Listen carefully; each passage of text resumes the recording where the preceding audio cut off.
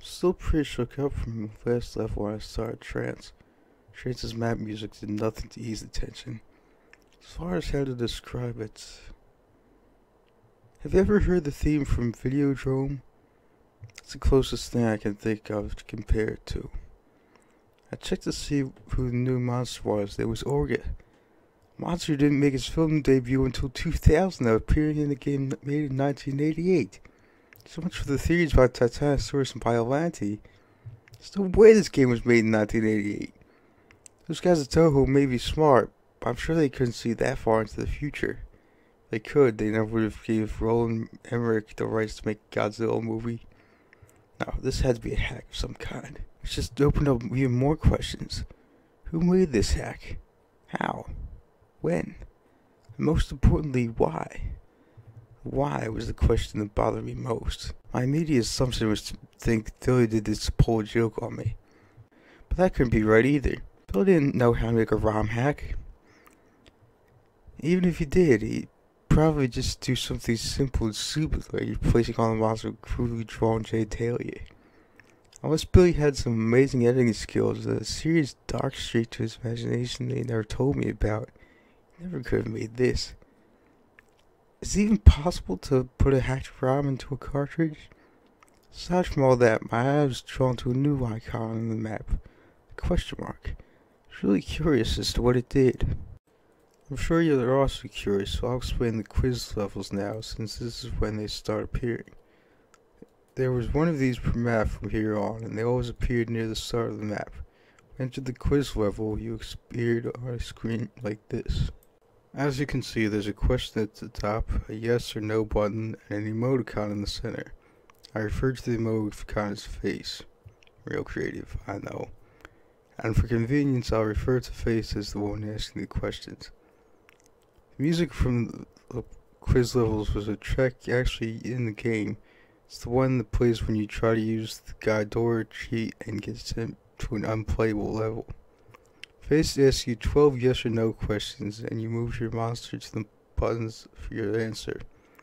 When you answer, the question disappears and Face changes its expressions for about 8 seconds. Then it goes back to neutral and the new question comes up.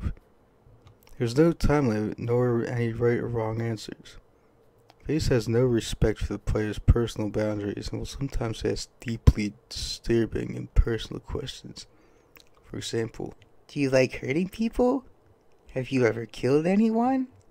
Other times we would ask questions that were either mind-numbingly stupid. Is the sun hot? Is water wet?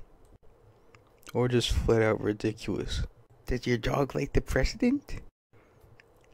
And maybe once per quiz, Face would ask you a question about the game. With one exception, Face's expression changes seem to have no effect on the game, except for indicating what the game creator thought of your answer. His reactions rarely made any sense, and at first I thought they were randomly generated. Questions never followed a pattern. Face never stayed on the same subject for more than 2 questions. Early on, there were questions that made me think Face was building up to something, only to ask some stupid garbage. Here are the expressions of Face that I saw while playing. I'll separate them into 2 categories. Expressions I understood and the expressions I didn't. First, here are the expressions I understood. 1. Neutral, his default expression. 2. Angry, if you try to attack Face, his expression changes to this, but nothing else happens. 3. Sad. 4. Happy. 5. Sick. 6. Maniacal. Face made this expression was being an asshole. You'll see what I mean later. 7. Surprised. 8. Love. 9. Annoyed. 10. Confused. 11. Guilty or hurt. And here are the others. 2 of these only appeared once, numbers 1 and 12. I suspect that they might have been in-jokes from the creators. Their respective questions were, do you like ice cream? And, are you a tough guy? As for the questions in the first quiz, luckily I had a notepad and pen handy. I have problems remembering things, so I often carry one around to jot things down. Sometimes I do it when I'm bored. So when the first quiz started, I thought I'd record what happened. I'm glad I did. Here are the first series of questions, my answers, and Faye's reaction. Do you like the game? Answer, yes. Are you afraid? Answer, yes. Are you over 18? Answer, yes.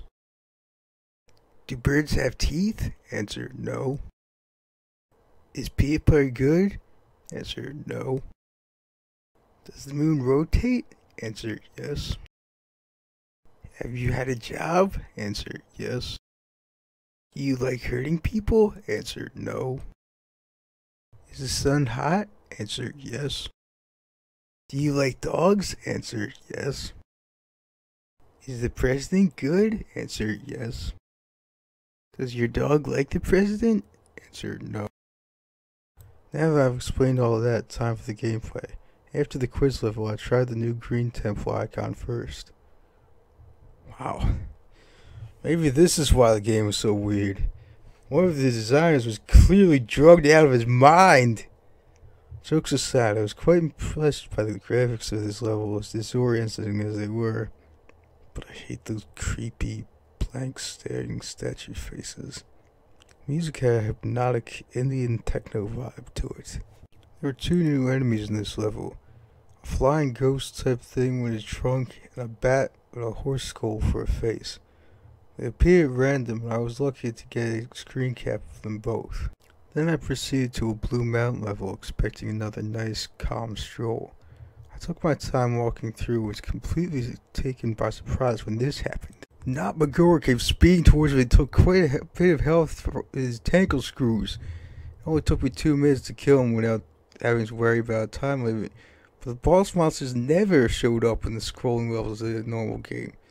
I was worried that it's what other rules the game might break. After another Blue Mountain stage, it was time to fight Navaran, whose replacement was one of the most bizarre things in the game. This strange creature attacks you by kicking, and also by opening up his chest and firing heat-seeking missiles. I still don't get it. Missiles were sometimes a pain to deal with, but I found you could tail whip them out of the way. Navaran was probably the easiest of the monster replacements. Same could not be said of Not Hedorah. Apparently the source of the horse bats, Not Hedorah was the most aggravatingly difficult monster to fight yet, mostly because of his special ability. He could shriek and summon a small swarm of the horse bat thing. I know there's only 2 in the screen cap, but every time he did this, about 10 would arrive. The AI took advantage of this distraction and attacked twice as fast while the horse bats were flying around. Once that annoyance was over with, I went through a green temple to kill some enemies to restore my health. Interesting, none of the horse bats showed up after Hedorah was killed. That's when I got an idea. Killing all the monsters makes the red face show up. What would happen if I avoid fighting Orga and go straight to the base? So I gave that a try. The game told me there was no monster there when I tried to start the base level. Immediately afterward, the game took control of my Godzilla piece and moved it in front of Orga. My little trick didn't work, so I had to prepare myself for another chase. First, I had to beat Orga. Fight with Orga confirmed another thing. Whoever created this game hack was clearly a Godzilla fan. Not only because they picked the monster like Orga, but because they actually implemented something that happened in Godzilla 2000 in a really neat way. Where his primary attacks were a punch in the heat frame from his shoulder cavity. Once you had him down to half his health, he did something new. He would expand his jaws and then try to swallow Godzilla, in the process stealing your health and energy. But in doing so, he gave himself a new weakness. Firing a heat beam into his mouth would take a devastating 4 bars off his life meter. With that weakness, I soon beat Orga, and despite how much I had hoped otherwise, the red face appeared on the map where the base was, and the music stopped. The red face appeared on the map where the base was, and the music stopped. I read myself as best I could. I started the level and seeing it was basically the same as the first, I didn't waste a millisecond before I started hauling ass. I soon encountered obstacles in the form of ground tile, suspended in the air. Most of them you could jump over or destroy, others you had to crouch under. About 40 seconds into it, I heard the horrible, bellowing roar. Saw the spider beast falling close behind me. Stacks of obstacles barely slowed it down. It would back up and then charge its way through them, smashing them into bits. And when the smaller obstacles got in its way, it would expand its jaws and swallow them whole. I was afraid, but with fast thinking and faster button pressing, I escaped them yet again. I felt really excited, so I laughed and said, "Not this time, asshole!" I decided to take a scream cap to celebrate. But when I said that sentence, just before the level ended, monster did something that made my blood run cold. It looked at me. That wave of mortal terror overtook me again, and I sure as hell wasn't laughing anymore.